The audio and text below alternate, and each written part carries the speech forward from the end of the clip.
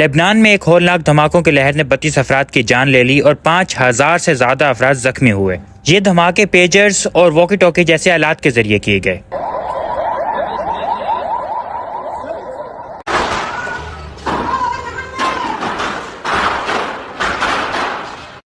لیکن یہ پیجرز ہیں کیا اور یہ کیسے استعمال ہوئے؟ جس وقت موبائل فون عام نہیں تھے، پیجر ایک بہترین مواصلاتی آلہ تھا۔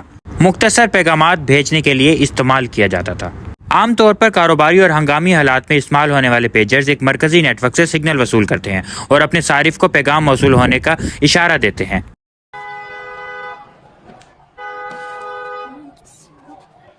لبنان میں حزب اللہ کے کارکنان نے پیجرز اور واکی ٹاکی کا استعمال شروع کیا تاکہ موبائل فون کے ذریعے ان کی ٹریسیبلٹی نہ کی جا سکے، لیکن جو آلہ ان کی حفاظت کے لیے تھا وہی ان کی موت کی وجہ بن گیا، اور لبنان میں یکے بعد دیگرے مختلف مقامات پر بہت سارے دھماکے دیکھنے کو ملے۔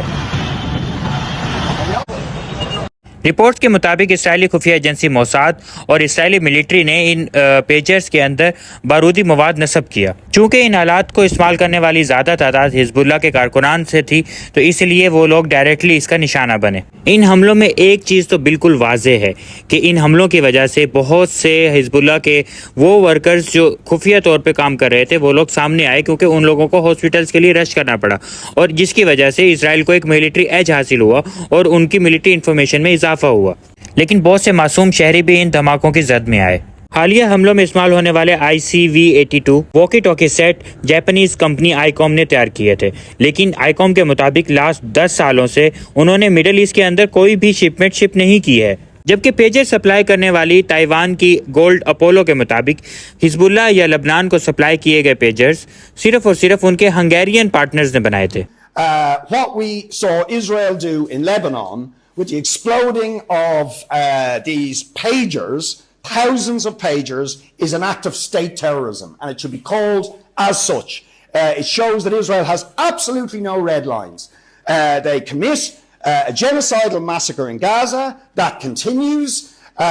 They are committing war crimes on a daily basis, and now they engage in an act of state terrorism on an absolutely extraordinary scale.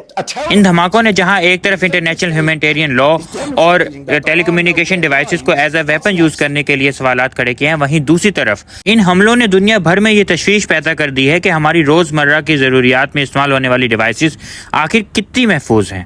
کیا مستقبل میں بھی ٹیلی کمیونیکیشن ڈیوائسز جیسے کہ فون اور ریڈیو ہتھیار کے طور پہ استعمال کیے جا سکتے ہیں؟ ثانیہ کم از کم اس بات کی نشاندہی ضرور کرتا ہے کہ ہمیں اپنے سپلائی چین کے نیٹ ورک اور سیکیورٹی کو مزید مضبوط کرنے کی ضرورت ہے تاکہ مستقبل قریب میں کسی بھی ایسی تخریب کاری سے بچا جا سکے۔ آپ کو کیا لگتا ہے کہ کیا ہماری ٹیلی کمیونیکیشن ڈیوائسز محفوظ ہیں، اور کیا ایرانی صدر رئیسی کی موت کے پیچھے بھی پیجر ایکسپلوژن ہو سکتی ہے؟ Like, comment and subscribe for more.